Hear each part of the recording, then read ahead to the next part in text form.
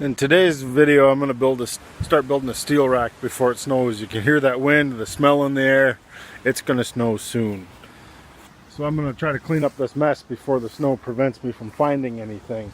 I'd like to get my good steel up on a steel rack, and I've got some old corral posts and stuff here I'm going to build it out of so that I can, get it up above the snow line and be able to mow underneath it. And there's quite a lot of this stuff going to go in the rack, but quite a lot of it's going to get scrapped out and put in those barrels back there just to get some money out of it. So I'm going to sort through it. I'll come back when I've kind of got it sorted out. That's going to be kind of a tedious process. Okay, so I've dug through my pile and I've got some old water pipe or well casing or something here that came from first it was my steel rack, then they were corral posts.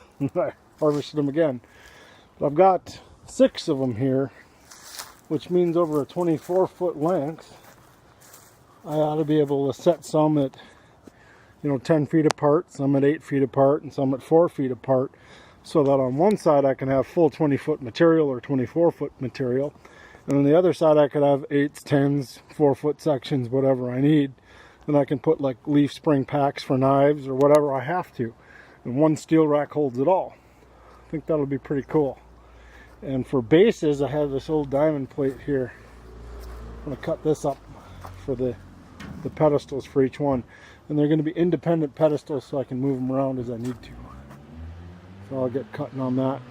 For the pieces or the rungs that hold up the bar stock and pipes and stuff, I've got these and I've got these to act as a gusset. So pretty much, if you imagine, let's for argument's sake say this is the post, right? And then I take my piece that the steel is going to lay on, and these end pieces here will make up the foot on the end so that it doesn't just roll off. And then I'll come here with this piece as a gusset, and then I can even put lighter gauge stuff in the gusset, slide short pieces in. That's kind of what I'm going to do. I'm going to make up 36 of these with the ends on them like that, and then I'm going to start welding them. Then I'll weld the caps on the top, weld them to the bases, that kind of thing.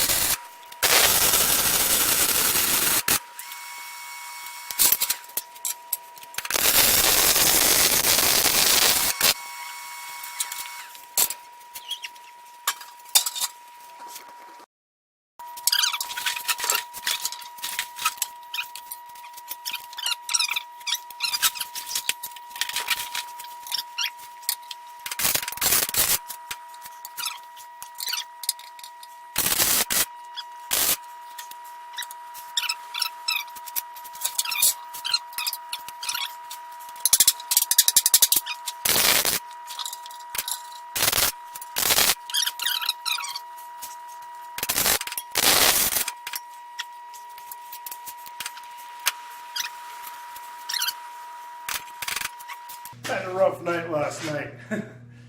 My camera quit. The thing ran out of battery. The snowstorm was moving in. I needed my steel rack done.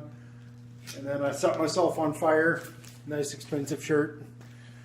And then I almost tripped and broke my neck trying to put the fire out. I wish, maybe that's on camera, I don't think it is.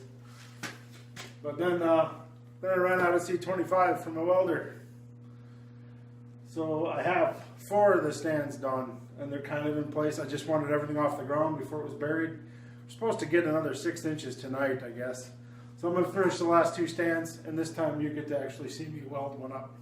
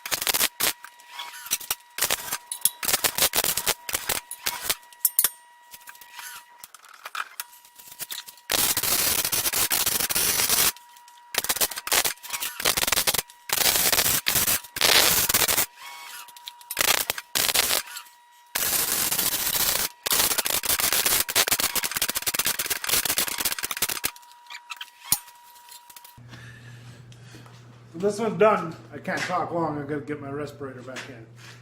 I got basically 6 rungs. But if you think about some of the smaller pieces, I have 12 spots to store stuff. Here it is completed, and all the stuff I wanted picked up is on there. The snow is melting, but like I said, there's another ½ a foot expected tonight.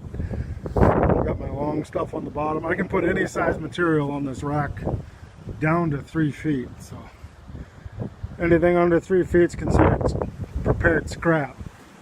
I'll keep it down to, like, you know, until it fits in those drums over there, until it's almost dust, but I won't throw away too much good stuff unless the situation gets desperate and I just have a ton of it.